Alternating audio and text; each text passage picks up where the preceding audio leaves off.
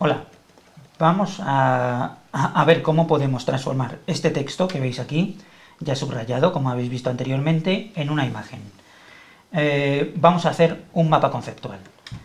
En un mapa conceptual hay que sintetizar aún más el subrayado previo que hemos hecho y también el resumen, para convertirlo, como os he dicho, en una imagen. Es decir, que de un golpe de vista veamos la estructura interna del texto. Para eso vamos a dividir los diferentes elementos que aparecen en el mismo en conceptos, de ahí su nombre. En principio tenemos que tener un concepto central y siempre vamos a meterlo en un cajón. En este caso siempre vamos a recurrir al título o subtítulo del párrafo en cuestión: las transformaciones sociales. ¿Por qué? Porque ese es, digamos, el leitmotiv. Ese es el asunto del que vamos a partir y al que vamos a volver una y otra vez. Por lo tanto, tiene que aparecer como concepto central. En este caso, hay dos elementos importantes dentro del texto que juegan un papel fundamental en esas transformaciones sociales de la época: la burguesía y la nobleza. Por lo tanto, vamos a tirar dos brazos desde ese mismo concepto central y los vamos a meter en sus respectivos cajones también, para que todo quede muy visual. Estos conceptos ya van a ser conceptos principales. Los vamos a llamar conceptos principales, para que veáis, lo voy poniendo para que veáis que todo tiene que quedar muy jerarquizado. Tenemos que saber dónde está lo importante y qué podemos obviar. Aquí vamos a poner burguesía y aquí vamos a indicar nobleza.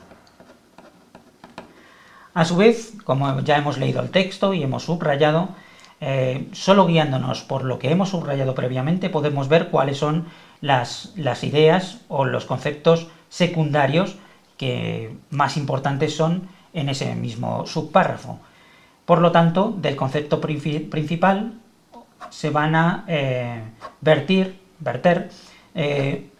otros conceptos secundarios, que en este caso van a ser tres.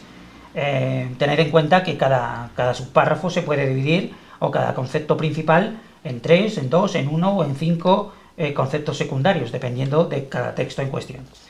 Lo voy a indicar aquí: concepto secundario.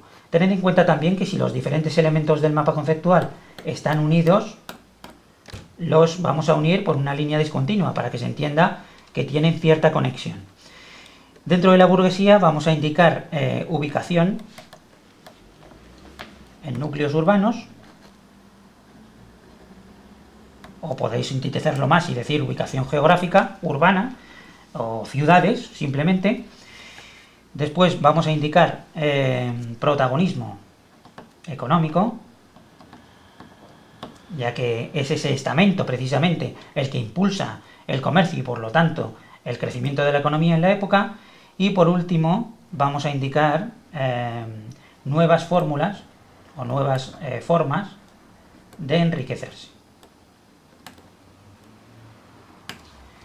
Ya tenemos el concepto central, tenemos los conceptos principales, y como veis el mapa conceptual pues se va dividiendo y se va construyendo.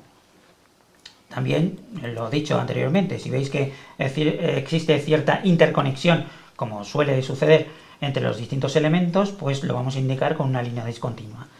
Después de los conceptos secundarios, tenemos que elegir de entre ellos un concepto que sea el concepto específico, que lo vamos a poner así, dándole siempre una solución de continuidad, como veis.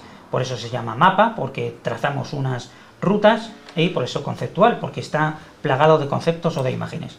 Aquí vamos a poner protagonismo económico de nuevo,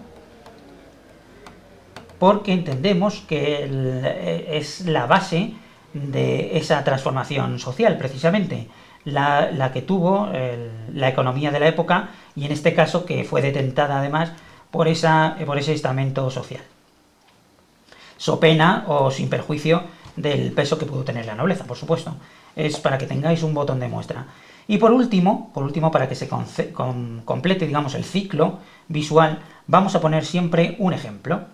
Vamos a tirar un ejemplo, aquí vamos a poner ejemplo de hecho, y simplemente vamos a poner aquí, si veis el texto, nos decían que dentro de la burguesía pues había grandes mercaderes, financieros, burócratas, etcétera, que buscaron nuevas formas, como veis aquí, de enriquecerse a través quizás pues de enlaces matrimoniales, de la compra de tierras o de títulos nobiliarios. Pues podemos poner aquí ejemplo financiero o burócrata de la época, que es un burgués, se casa con rica noble, que conecta de nuevo, como veis, con el otro estamento social para crear fortuna. Y tenéis aquí el ejemplo claro de cómo, de cuál es la consecuencia final de todo este proceso. Pero acordaos bien, concepto central, que suele ser correspondiente al título, un concepto principal o conceptos principales, los conceptos secundarios en los que se va a dividir y las interconexiones que puedan sugerir. Por último, un concepto específico, acordaos del concepto específico. Este concepto siempre tiene que ser el que más peso tenga dentro del mismo párrafo. Y por último, para terminar el ciclo, un ejemplo para que entendáis bien cómo se traducía eso en el día a día.